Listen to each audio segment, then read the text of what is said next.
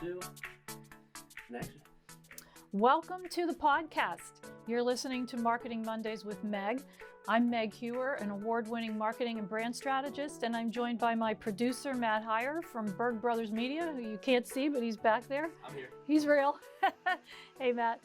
So this podcast is a community where business owners can get honest marketing advice, not stuff from a textbook or a bunch of theories. This is real life. I'm a brand strategist with over 25 years of marketing experience, and I've owned my own business for almost 9 years. And my guests are real business owners who've built great brands and are killing it with their marketing. And I think hearing from people who are doing it successfully can motivate you and inspire you to take your marketing to the next level. So let's jump in. I want to introduce you to my guest today. This is Tori Mistick.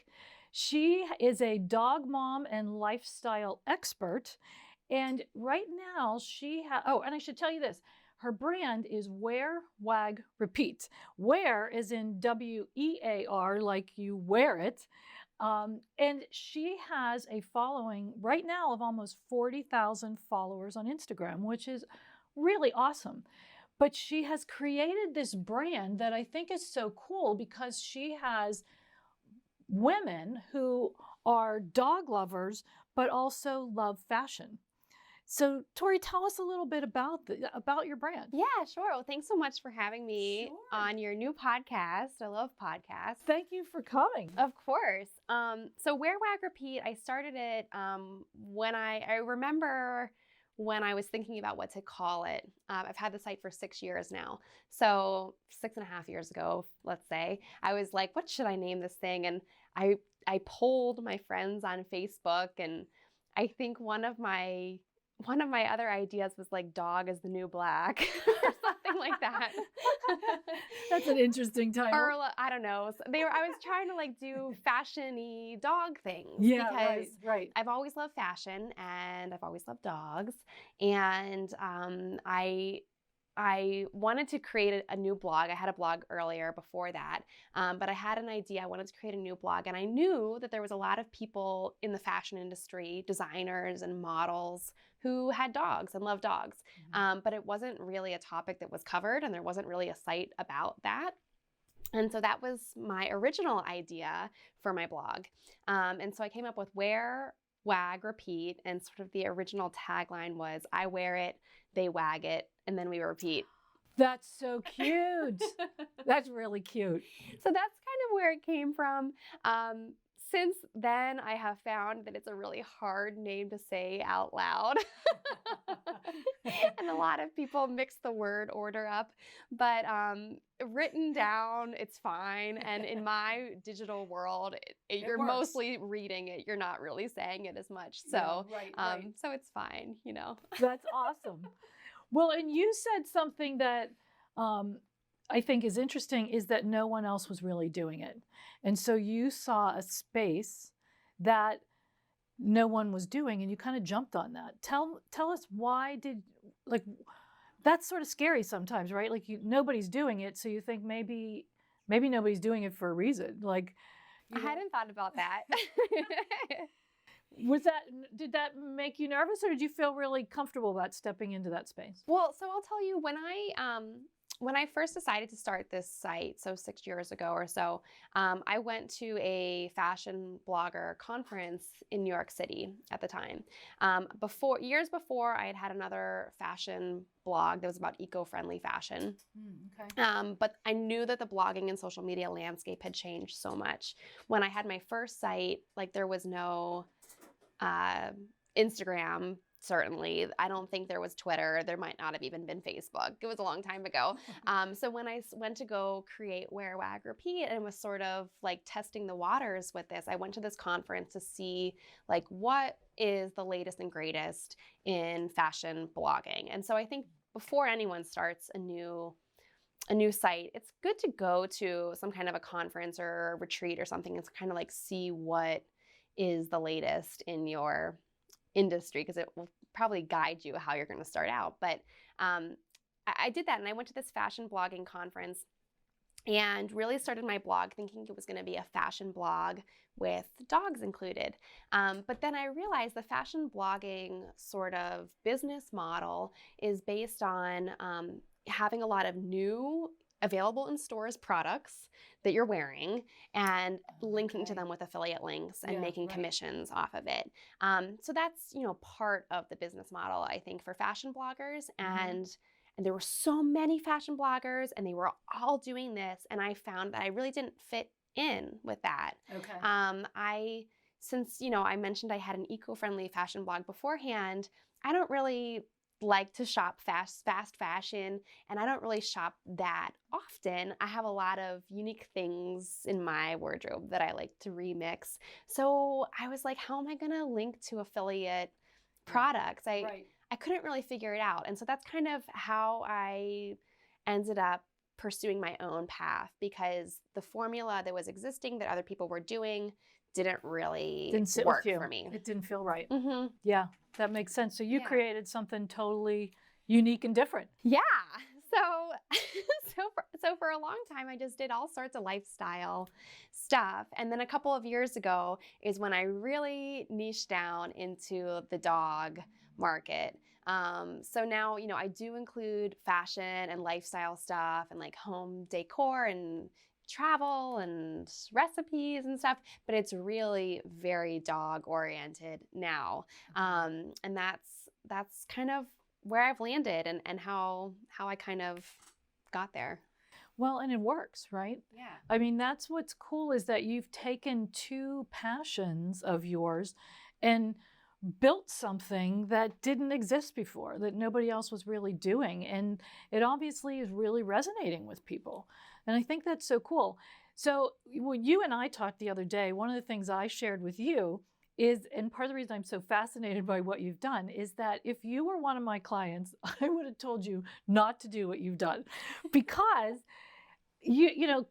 conventional marketing wisdom is get in your lane, pick a lane, and stay in it, and you kind of combined two lanes, and what you did created something really unique. And that's the whole point in marketing, is creating something that is unique and different to yourself. But the process of getting there can be kind of scary and difficult. And like I said to you when we talked the other day, if you had been my client, I would have been like, oh man, you are going down the wrong road, sister. That is not a good plan. But I think it's so cool that it has worked out the way it did. Yeah, I think it was interesting when you pointed that out, because, I think we all are in our own little bubble and we're all working on our own things, and we don't always realize how other people see what we're doing. And so you were like saying to me, you've got these two totally different things that don't really fit together. And meanwhile, I'm thinking to myself, I've got this really fine-tuned niche of stylish dog moms that I've like hyper focused on. So it's just, it's interesting how everyone sees what you're doing. But I have found by narrowing down so much so to this, like, not just dog lovers, not dog owners, not just dog moms, but dog moms who love style.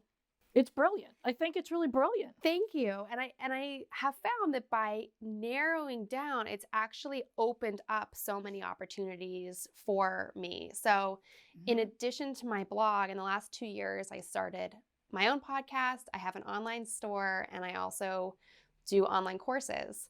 And I don't think that I would have such a passionate community if I spoke to a broader audience. I totally agree with you. I mean, there's a lot of people out there talking about fashion. There's a lot of people talking about dogs.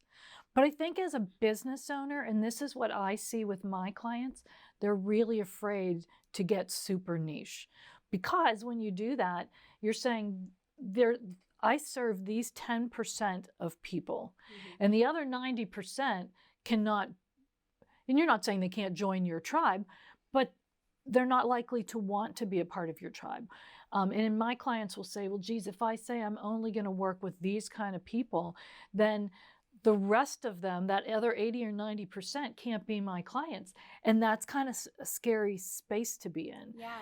But it also draws in that 10%. So you're going to get a bigger group of those people that are doing whatever it is that you're doing, because then you kind of become that expert, right? I think it's always better to have 10 people who love you and what you're doing than 100 people who are like, yeah, that's all right. Yeah, right.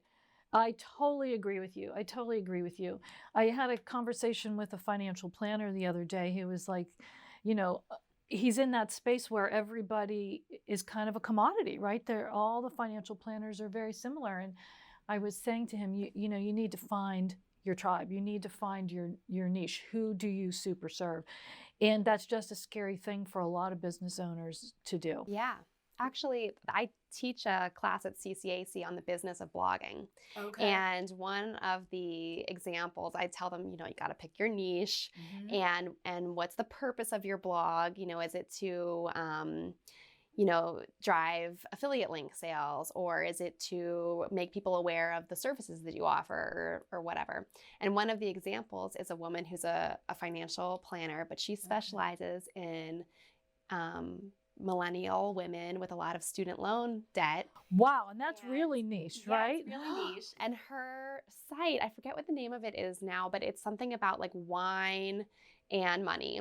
And so she'll do like, here's my favorite 5 cheap wines, because she knows that these girls are on a budget, but they like their wine and stuff. And it's very, very like millennial female focused, but she's a financial consultant. Smart. Yeah.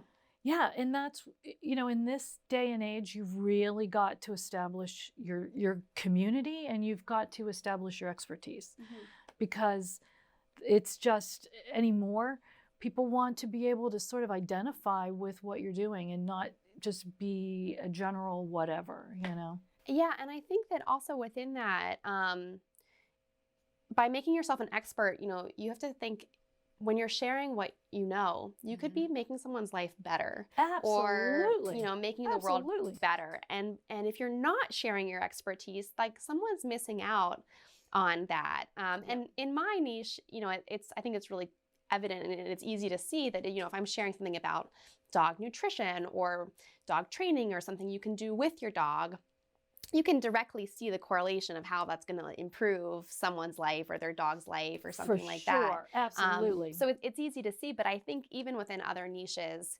it's really valuable to have this community who relies on you, who aspires to do the things that you do. It's kind of magical. It is, for sure. And you're sharing your passion with other people who have the same passion. And I think that is, it helps people to focus on what their love, whatever their love is, or whatever their business is, so that they can do it better than they can do it by themselves. So I started a podcast a year and a half ago or so. And tell us, what's your podcast? It's also called Wag, Repeat. Okay. I just was stuck with my hard to say name. Hey, it works, right? It does. And I interview women entrepreneurs in the pet industry. And so cool. And they are so inspiring. Everyone is so inspiring that I talk to. And because of all of these inspiring women and sharing their stories, I get messages from other people who say, oh my God, I love listening to your show. I have this like side hustle. I make treats, or I make bandanas, and I want to make it a full-time job, and you're inspiring me to pursue my dreams.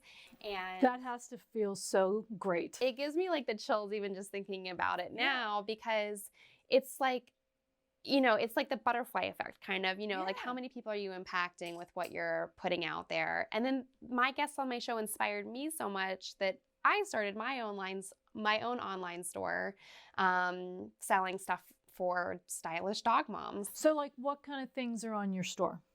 So it's stuff for stylish dog moms. So I don't sell any dog food or treat products or anything like that. Okay. But over the holidays, one of my top sellers was this a duo that was a hand cream for dog moms and then a paw balm for the dogs. You could like sit together and give each other like a little manicure. Oh my gosh, that's together. awesome. I love that. So that was really cute. And, you know, of course, I have 2 chocolate labs and I call them chocolate chunks. So we've got chocolate chunk cookie print things. And I started adding some fun toys, but that are stylish and kind of complement my home. Because I found when I go to a lot of like the big box dog stores, everything's like red and yellow and plastic, and they look like kind of like baby toys. Okay. And they don't fit like the aesthetic of the rest of my life. So I put a lot of effort and research into finding toys that have like current color schemes and whimsical design that kind of fits in with the rest of my life. That is so cool. Yeah. That is really cool. And how has it been received? Great. Yeah. Dog moms are loving it? Yeah. People are really loving it. I think that I started off very small because I wanted to figure out the like logistical, technical aspects of how do you fulfill these orders when they come in. Right. There's a whole business behind it. It's not just putting stuff up on the internet. Yeah. And so I started off really, really small and I had this idea, this dream to create a puppy breath candle. Oh my gosh. Oh, Matt just pulled up some of your stuff here. We're looking at it now. This is my shop. So one of the things, like all the shirts that I have, I partner with dog mom artists. Dogs before dudes. I love that one. So I partner with a lot of other dog mom entrepreneurs to make the things. So all the t-shirts that I have, they're not just like things I threw together. I work with other artists around the country who are dog moms to, most of the shirts are hand illustrated by other dog moms. So that's really cool. And just, fun stuff. Like my brand is all about being playful and having fun, and I love color. And so I try to carry that through with all the products in the shop. And that's a great lesson for everyone that's listening to us or watching us, is that your brand is something that it's not a logo, right? It's the whole thought. It's the connection with your customers. It's carrying it through everything that you do. Right. And a lot of people don't get that, but you can see your brand across everything that you're doing. Thank you. When I started doing the candles, I actually reached back out to the designer who did my logo and did my web design. And I had an idea in my head. You know, you've probably seen those like really expensive candles. Diptyque is the brand and the label is black and white. And I had a whole Pinterest board of all of these really expensive candles that I wanted to kind of emulate their design. And I asked my designer who did my logo and she kind of did my whole branding. She came up with my color scheme and everything. And I went back and asked her to make the candle labels for me. And I said, this is kind of what I'm thinking. And she wrote back and said, well, that's not really like your brand. Like, it can't be black and white. That's not you. It has to be colorful and it has to have color. Like that's where Wag Repeat. Thing. Yeah, exactly. Right. And it's called puppy breath. It cannot be like this black and white fancy thing. Upscale. Yeah, right. It doesn't fit. Yeah. And so I was like, oh, I'm like, yeah, duh. I don't know why I didn't think of that, but it was really great to have someone who like you looking at my brand from the outside, like she kind of, even though she worked on it, but looking at it from the outside, because we do get so stuck in our little bubble. And you do, when it's your own business, you don't always see things the way other people see them, you know, and you get caught up in things and you start running with an idea, and then later on, either someone tells you or you come to the conclusion like, hey, I'm kind of running way off track here. It doesn't quite make sense. So it's good to have other people advising you or just talking to other entrepreneurs or listening to something like this. It kind of brings things to the forefront for you, and then it makes you look at things a little differently sometimes. I listen to a lot of business podcasts while I'm walking the dogs. And then I come home and I've got like all these ideas, and I'm trying to handle like 2 leashes and take notes at the same time. Well, it's funny. I do it when I listen to business podcasts at the gym. Everybody else is listening to music to get them fired up, and I'm getting excited listening to these business podcasts. And then I find myself, like, I put the weights down and I start taking little notes in my, and I'm like, what am I doing? I'm the only person in here who's still working. Like, I can't quite turn it off. But you get great ideas listening to these other entrepreneurs share you their get so many good experiences. ideas when you're like distracted by something else. I think it's not like people say they get ideas in the shower. It's because you're not in front of your computer. Yeah. Right. You're not. When I'm at the gym, I'm not in work mode, but I'm still listening to this podcast, and then I start getting these great ideas, and my mind starts racing, and I see my husband on the other side of the gym laughing at me, thinking she can't stop. So tell us one more thing. How do you? I know you have your online store, but you also do other things to monetize your business. How else are you monetizing? Sure. So I've got like 3 main streams, I would say. I've got sponsored content on my blog and social media. So for those people who don't know what that is, tell us a little bit how that works. Sure. So I work with brands locally and nationally and internationally to create content to share their brand or services or products with my audience. So it's really important to me. I try to choose brands that resonate really well with me and with my audience, and I know that people are going to like it, and hopefully it's something that I actually use and love. And I'll take photos of me and my dogs using it and then share it with the world. And so brands will compensate me for doing that, and it's kind of called like influencer marketing. Right. And you'll probably hear that term all over the place. But it's becoming a big deal now. Yeah, exactly. And it's really interesting, and I think it's interesting to work with different brands that have different goals around it. Some brands, they want you to create beautiful content that they can then reuse for their own social media or website or whatever. Other brands, they want you to get a lot of clicks through to their website. Okay, so you have to understand what their goals are in order to set up whatever you're going to do. Yeah, exactly. And so I think it's also important to know your audience so that you know what kind of actions they take. You know, do they actually buy things? Do they actually click? Because you're the expert on that audience. Yeah, you have to know a lot to do like influencer. At least to do it well. Because I think there are a lot of people out there doing it, but not everybody's probably doing it really well. Right. Yeah. So I do a lot of sponsored content through my blog and social media. Then I have my online store, which is just, regular e-commerce sales.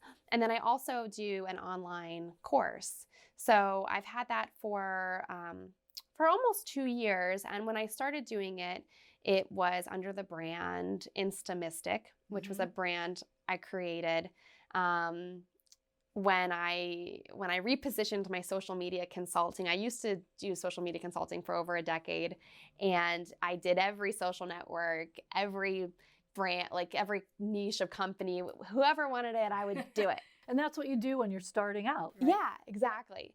And I enjoyed it for a long time. And then I got a little bit burnt out, and all the social networks started just to become so complex. Yeah. You needed to know so much about every single one. You have to be an expert in each one. Yeah, and it's almost impossible, I think, to do that. And so I decided, with growing my own Instagram account to, 10,000 and then 20,000 and now 40,000 followers. I really know a lot about Instagram. So a couple years ago, I niched down that business to focus on Instagram only and created a corresponding online course called Mistick. And it was geared toward mainly women entrepreneurs, creative entrepreneurs, and how to grow your Instagram account to so that you could sell more, have more followers, sell more services, just everything, just grow it. And that's been really, really awesome. And it's, I love, this is my website for social media and for Instagram education kind of stuff. So since I've, started my podcast and learn from all these other women who want to learn more about growing their pet industry business, I've decided to rebrand the course to be about how to grow your pet's Instagram account. So that's coming this summer, and that's going to be under the name Wear, Wag, Repeat Labs. That's going to be our educational component. I love that name. That's great. I also love naming things. And you're good at it. That's awesome. That's a great name. So the Mistick course which is really cool course because it's not just Instagram technical knowledge. I actually am really into the law of attraction and sort of like manifesting positive growth in your business. And so a lot of that is in the course too. So it's Instagram with soul is what I call it. That's cool. Because, you know, Instagram is very draining. And so I think you need to be in the right mindset to use it. For sure. For sure. Well, so this is I think kind of the end of where we are here, but at the end of my podcast, I give 3 tips to the folks joining us that they can use to implement into their business right away, because it's Monday and they can spend the week kind of doing these things to make their business even better than it already is. And so the 3 things that I'm kind of taking away from our conversation, and feel free to jump in here, is the first one, I think, is to really be in alignment with your business. You know, your business has to be right for you. You can't pretend to be something you're not. If you don't have that passion for it, if you don't have that enthusiasm for it, you're not going to get other people to be excited about it either. You're not going to be able to sell it. So really being in alignment as you are, I think, is really, really important. Anything to add to that? Yeah, I totally agree. I think that what I found in terms of my business and Wear, Wag, Repeat, everything that I share online, like my digital identity, is all based around this dog mom lifestyle expert brand that I have built.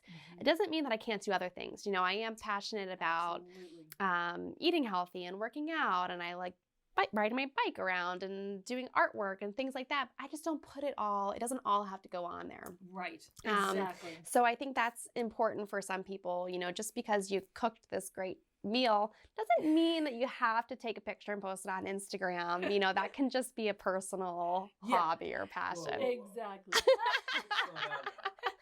Food was made for pictures, not for eating. Some people do subscribe to that.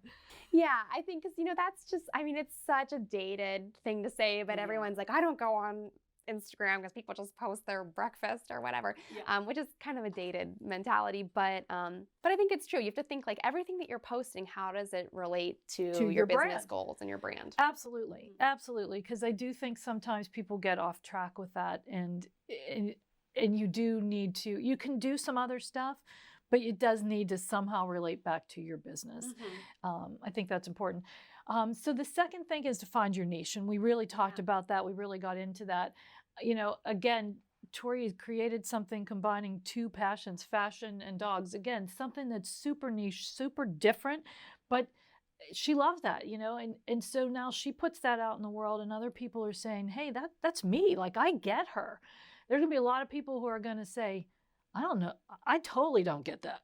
And that's okay. They're just not part of your tribe. Yeah. So it's okay to put yourself out there in whatever it is that you want to say. You can be super niche. The worst thing you can do is trying to be everything for everybody. Yeah. Then you get nowhere. It's impossible. Yeah. Yeah.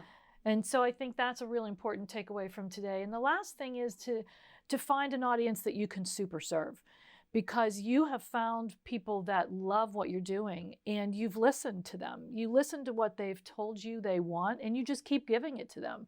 And I think that's an important lesson for the folks with us today. Listen to what your tribe is telling you and give it back to them. Don't try and put a square peg in a round hole. If that's not what they want, don't try and shove it down their throats. Give them what they want, and they'll tell you either in person when you're meeting with them or on social media. They will give you feedback. Yeah, and I think if you're just starting out and maybe feel like you don't have a tribe to survey or ask questions of, like, a really good actionable thing that you can go off and do this week is, I love to go into Facebook groups, and I don't use Facebook that much really, but there's all these little groups of every imaginable interest you could think of. So whatever your business is, whatever your niche is, there are lots of Facebook groups for sure. catered to that. Right. So there's lots of groups for dog moms and chocolate lab lovers and different things. And I will go in those groups and see the questions that other people are asking. I don't even necessarily have to post anything myself, but I'll see what other people are asking. Yeah. And I'm about to do a blog post on this because I have seen this question pop up 30 times is people ask, what's the best vacuum cleaner to use to clean up your dog's hair? Because there's all these lab lovers in my audience. You know, they shed a lot. So I'm about to do a blog post on the best vacuums because people have asked this question like 30 times. So you know that's what they're, yeah, for sure. Yeah. So that's, you know, that's what I'm going to do, but that's probably not very right smart. for everyone else's business. So find a group and see, you know, what people are asking about, and then you'll know what they want. Yeah, for sure. That's great, great advice. Thank you so much for being with us today. Congrats on your new show. Well, thank you. Thank you. I appreciate your being here. This was really great information. I think our listeners and our viewers are going to find some really helpful stuff. Good. Yeah, I'm So happy to share. thank you. Thank you very much. Hey, and before you go, tell us how everybody can find you. Sure. So I'm on Instagram and Twitter and all the things as @Mistick. That's TMISTICK. And my website is wearwagrepeat.com, WEAR, Wag Repeat. My podcast is Wear Wag Repeat. And the shop is shop.wearwagrepeat.com. So as long as we do Wear, Wag, Repeat, we're good. Yeah, just Google Tori Dog Mom. We will find you one way or the other. Well, again, thank you, Tori. We appreciate it. Thank you, Meg. And so thank you all for being here with us today. And thank you, Matt, for helping us from Berg Brothers Media. And we will see you next week for our next edition of Marketing Mondays with Meg. All right.